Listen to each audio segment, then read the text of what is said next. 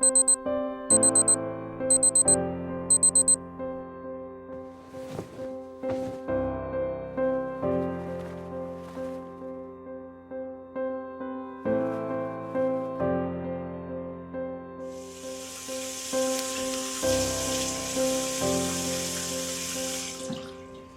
waited my whole life for this.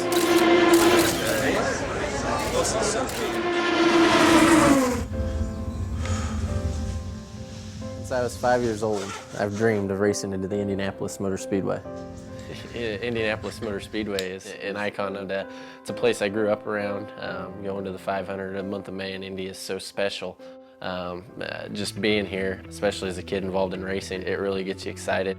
We did it as fun. We did it as a family. I had spent Bryan's the years getting to 5 years old off racing myself, and when I got hurt, I had to stay home. Couldn't be at the shop working on stuff, and kind of found out I had this pretty cool kid. And so we went off, did the quarter midget deal, and just had a ball with it. And I actually went back racing in '96, and that was pretty much the year that I kind of figured out I had more fun racing with Bryan than really I was having myself. At 10 years of age, Bryan Clauson had more than 200 quarter midget victories under his belt. I wanted to treat Bryan from day one really as a race car driver. When he was in the car, he's always your son, but I tried to look at it as a car owner-driver relationship, and just knowing that if he wanted to make a career out of it, it would be important that he understood that. You still have those father-son moments, and where I get on his nerves and he gets on mine, but that's really how we approached it,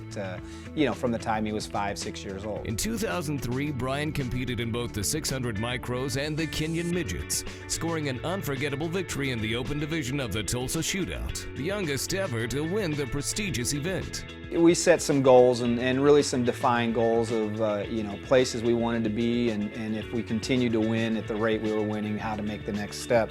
During that same season, Bryan also scored 6 A main event victories in the Kenyan midgets, on his way to claiming his second consecutive national championship. Bryan's success on the track continued throughout his latter teens, and in 2010, at just 21 years of age, he recorded 10 USAC feature victories on his way to the national title. It's official. Finally. One of the things with racing with USAC is you've got to be a diversified race car driver. You've got to be good on dirt, you've got to be good on pavement, you've got to be good on short tracks, big tracks, fast tracks, slow tracks. It's diverse racing. In October 2010, IndyCar CEO Randy Bernard announced that the winner of the 2010 USAC National Championship would be awarded a scholarship to race Indy Lights oval tracks in the 2011 season. Everyone in charge of the Speedway and IndyCar, want it to be that way, where the best drivers come to race IndyCar, especially the Indianapolis 500. I mean, years ago, you moved to Indiana to race sprint cars and midgets and Silver Crown cars, because if you won in those cars, there was going to be someone put you in a car at the Speedway in May. Levi and I have a kind of an interesting relationship. I don't know if you'd call it a rivalry or not, but at the end of the day, when we go to a sprint car race or a Silver Crown race, especially on the half-mile stuff, we look at each other as our biggest threats, and it's kind of an interesting dynamic to work with him and try to make our cars a lot better, but then go out and try and beat them. USAC and IndyCar put it in place. So at the end of the day, it came down to Bryan and I kind of battling for it. I didn't run as many midget races, and he won quite a few midget races, but he ended up getting it, and he's a great person for the seat. How about it, ladies and gentlemen, for Bryan Clauson? Winning the National Drivers' Championship earns Bryan a $300,000 scholarship for a Firestone Indy Lights ride in all of the 2011 oval track races. I've always said we need American drivers, but we need the best. We need the best drivers in the world, and this is one way we thought we could do it, is bring the number one driver up from USAC in the High Point and let him have a chance to run the Firestone Indy Lights program, and we're real excited about it. Every open wheel racer wants to race the Indy 500. And now with the Road to Indy package that the USAC and the IRL are working on, it's creating that avenue to at least get an opportunity at the Speedway.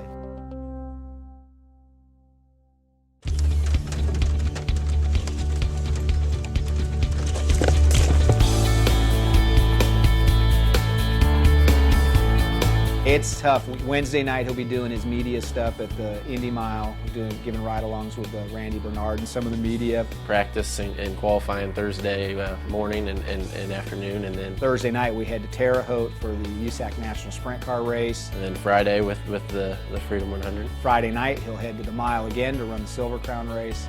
Night before the 500 on Saturday. So a lot of different cars, a lot of different surfaces, a lot of different track sizes, and it's going to be a busy one, but one that'll be a lot of fun.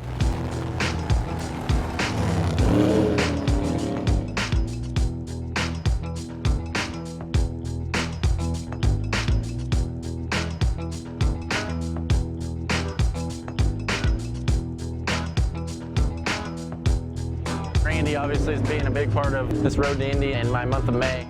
Okay. I'm 46. Whatever you say. Just tell him what you want. He's got arm restraints on, right? My wife has good life insurance. We should have brought him a Danica Patrick. Baby. Oh, wow. That's the best soundbite of the day.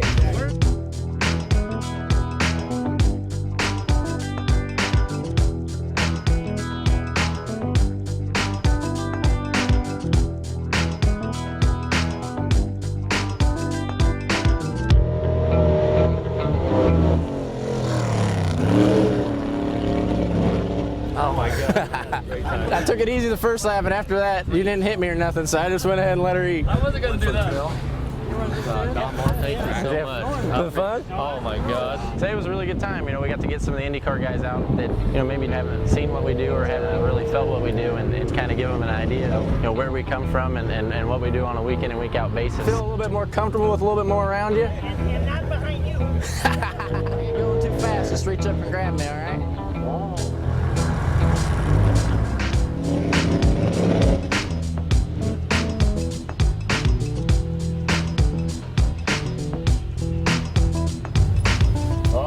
All right. I've been looking forward to Friday for a while. Had it circled.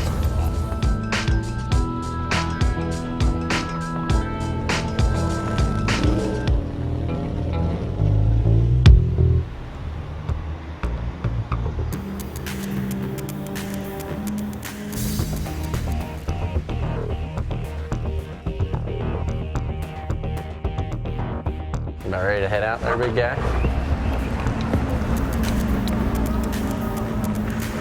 Every year we have new drivers, so you kind of, as a race engineer, you develop a technique and an understanding of what the kids are about, you know, what their skills are. As much as a race engineer, you're a mentor and a teacher, because you have to get them to understand what the car wants and what it needs to go fast. And I'm familiar enough with other forms of racing that I knew he would talk a little bit different than we do in the way the car handles.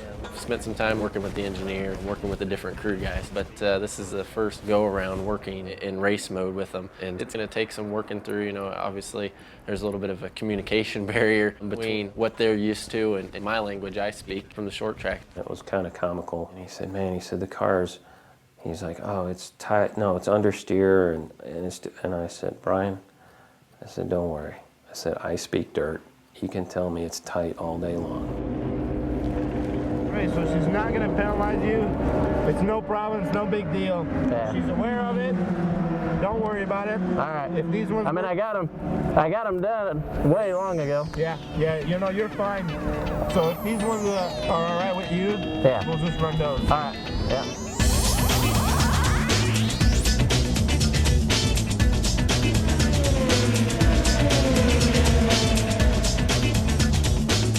It was a bit of a learning curve because this is the first time he drove what we would consider an aero car, and the demands of an aero car are a lot different than what he's used to driving.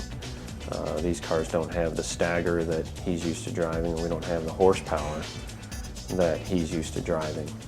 So really, it comes down to more of the car, the driver, and the engineer kind of understanding what's going on in the racetrack to get the most out of the car. And with an aero car, it responds differently. So you have to do either different mechanical things or different aero things to make the car handle so he can go, oh, I understand now. And with Bryan, you know, he's a fast learner, and our first couple tests were real good, so that helps build that confidence. Right. So I want to slow the entry down mechanically so then I can quicken it back up with everything. Gotcha. XRB Radios here with Bryan Clauson. You got a few laps underneath your belt there. How did it feel? It's been good so far. You know, we're continuing to work on it a little bit, but to kind of roll out at this place for the first time and you know, go down into one and it was everything I thought it'd be. How does it feel to be racing for Sam Schmidt? It's an honor to be driving for Sam. You know, he's kind of the man in the Indy Lights series. Anytime you roll out to race for Sam, you got to shout his name. Our teammates were quite a bit faster than us at one point, so we kind of just moved into their trim package and settings and get a base on where we were at and see how much we really needed to pick up. You know, when you get kind of separated on packages, it can create quite a time difference. So we're just trying to kind of re-baseline with our teammate. It's a really cool place, but it's gonna be even cooler once we get going a little bit faster. Being really the first USAC guy in a little while to kind of make the jump to Indy cars. And with that comes a lot of attention. You're under the microscope a lot, and it brings a lot of added pressure. And, you know, I sort of held really the weight of short track racing on my shoulders at that point. The critic says dirt track racers can't compete in an Indy car.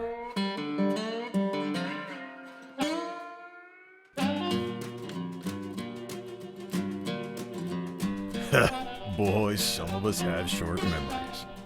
There's a lot resting on your shoulders, Bryan. Don't let us down. Watch Bryan take on the ovals in the Firestone Indy Lights Series starting this March.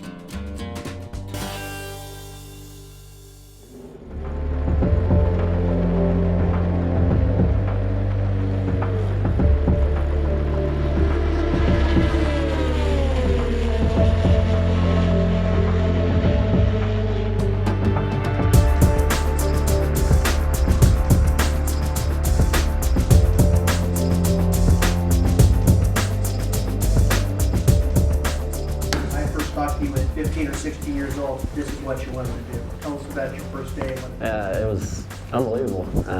You know, I grew up around this place and dreamt of being here, and there's nothing that'll ever describe rolling down the front straightaway for the first time, and it was an unbelievable feeling, and definitely a lot of nerves to get out of the way the first few laps, but it really helps coming in kind of green in this type of racing to have a team like Sam's put behind us to kind of quicken that learning curve and make it as easy as possible so we can be successful.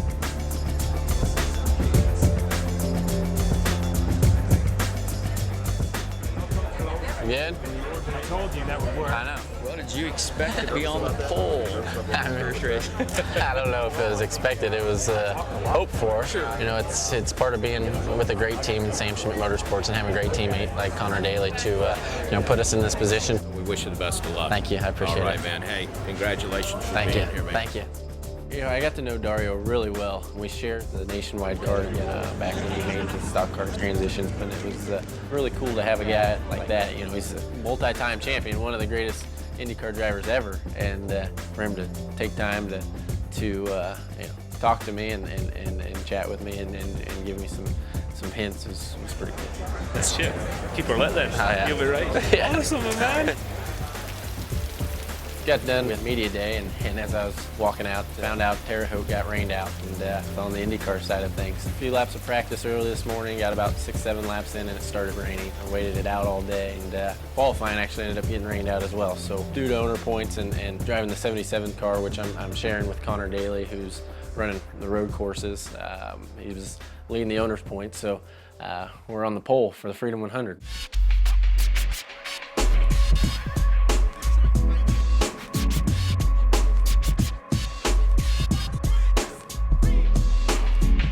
Yeah, he feels good. Really confident. They had a good practice yesterday, and I think he was a little nervous with the circumstances and rain starting on the pole, but after the practice yesterday, he was real confident.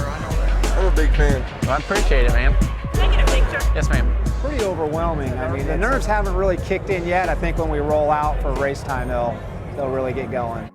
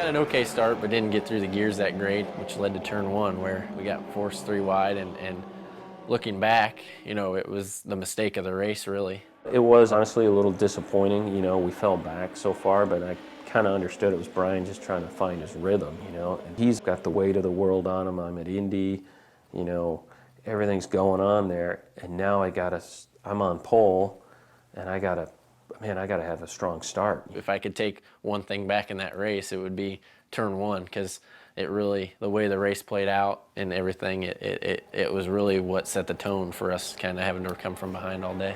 Every time we gained momentum, we'd get another yellow. And he was getting there, you know, that's the problem. That's what ruined the race, really, was the yellows.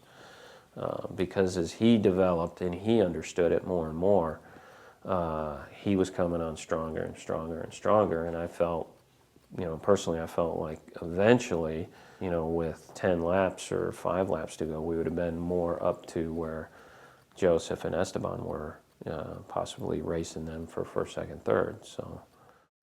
With the swell of interest from Bryan's grassroots fan base, IndyCar and USAC teamed up, creating a promotion that offered them the unique opportunity to get up close and personal with Bryan on his big day. They call it BC's Bandwagon. It was a package that included tickets to both the Freedom 100 and the Hoosier 100. A lot of our different partners stepped up to make this bus ride kind of cool, and the fans got to ride it, and I rode over with them on the bus to the Hoosier 100. So it was pretty cool to get to have a busload of fans make the journey with me and kind of share the experience of doing the double with me. Sure. Thanks, buddy. I think with the way the IndyCar side of things was built up over so much time, and everybody was so excited about it, and all I'd heard for the winter and spring was Indy, Indy, Indy, Indy. And all I thought about personally was Indy, Indy, Indy, Indy, Indy.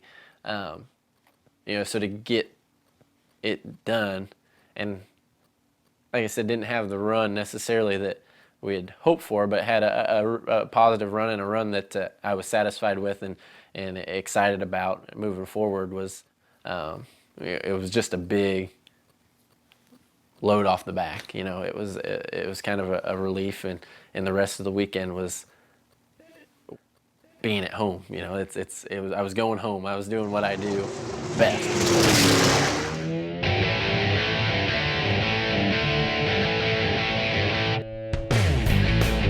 This guy, that's his first pair of jeans he's ever owned.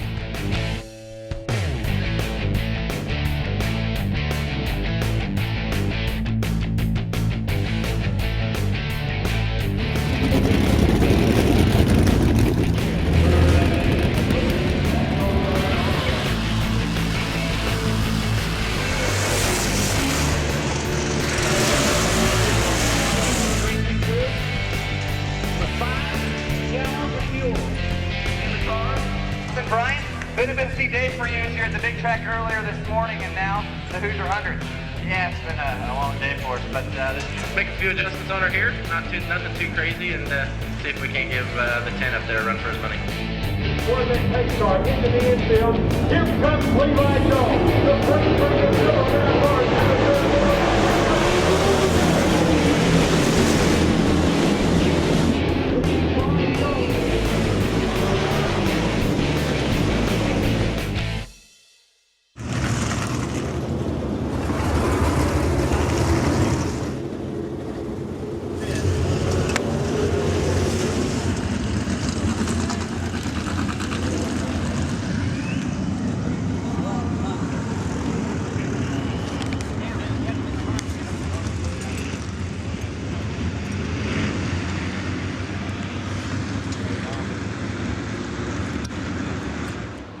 And one of the hardest things to do as a driver is to fall out of a race and have to watch the last half of it, especially when the two guys you were battling with are driving away from the field and dominating it.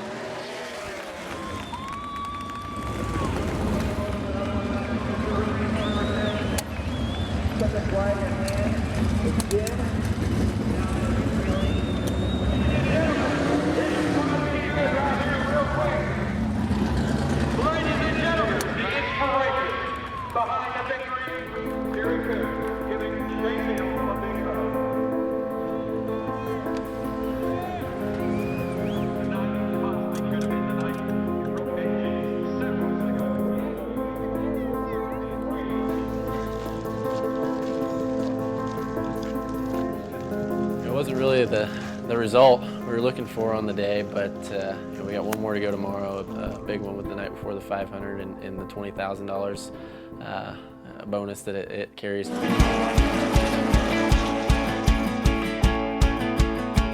night before the 500 is our biggest event. It is our Indy 500. It's got a lot of tradition, a lot of big name drivers have won it.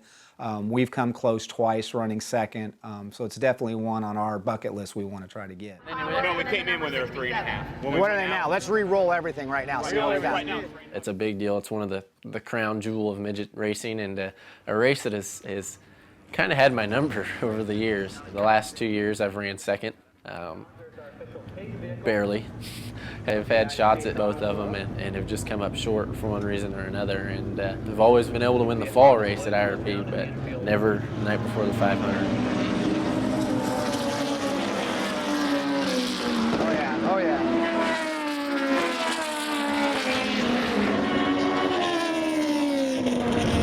Pissed off, I'm not feeling the love anymore. Oh, come here. Come here. Good to see you, buddy. You know I love you. What a beat. What a beat. Can't cuss on my camera.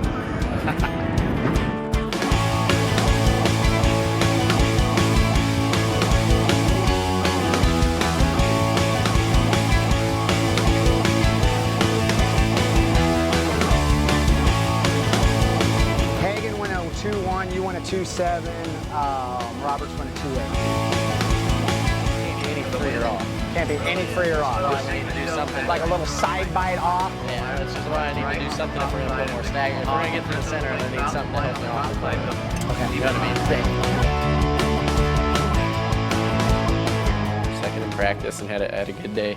Good car, kind of felt like we were right there. Had a good qualifying effort, kind of put us up towards the front. I think we start third. Which is good and bad. We're hoping for the front row, but sometimes it's good to have that rabbit to kind of pace yourself off of too. So. A 50 lapper, you know, it's not necessary to really be on the pole, but you don't want to be too far back because you got to be able to save your tires and kind of manage the race. It's just a lot easier when you do it from the first couple of rows. So we get to that point, and it rains, and you know, it's frustrating from a standpoint that it's been a long week, but it rained and we sat around and the track at IRP is really fickle with changes, so you know, we weren't really sure how it was going to affect us. You know, they're out there with the trucks and the sweeper right now trying to dry the track, and they don't have any jet dryers here, so kind of got to do it the old-fashioned way, but probably be down for a couple hours here, and you know, they said that we're going to wait it out and get this thing in tonight no matter what.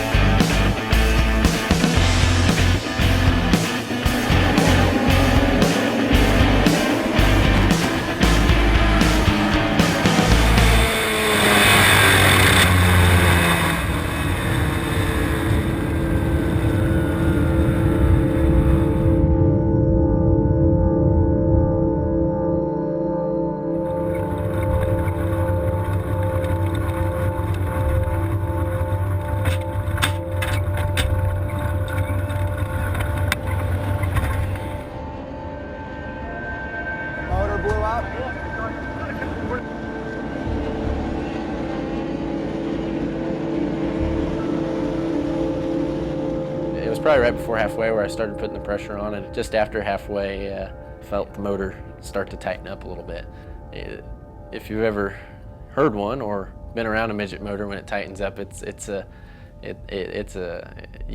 unforgettable sound. I mean, it's undeniable. It starts sounding sick, and as a driver, you're just hoping it'll go to the end. And there's 20 laps to go, and I think we only fell back to third before it eventually blew up and let go, and we were done for the night. You're never used to it, and one of the things that we've always prided ourselves on is our lack of failures.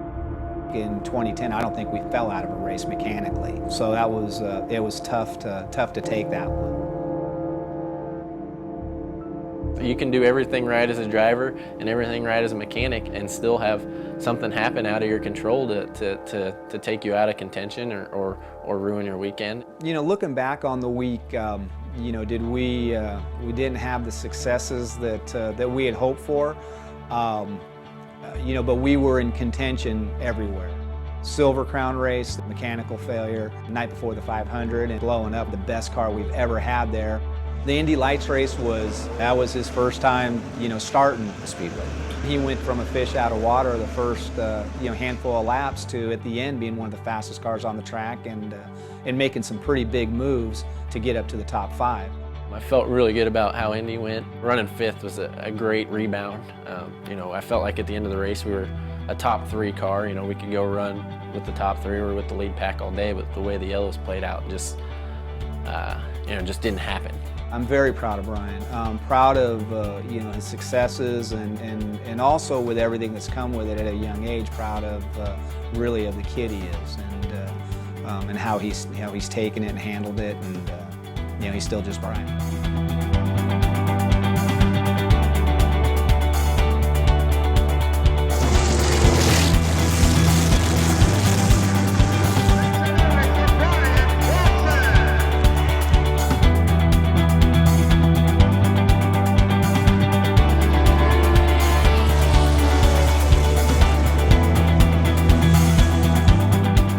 It had all the makings to be a fairy tale weekend. So much good happened this weekend, and even though there was some bad, we were still, like I said, this close to pulling off something that could only be dreamed of.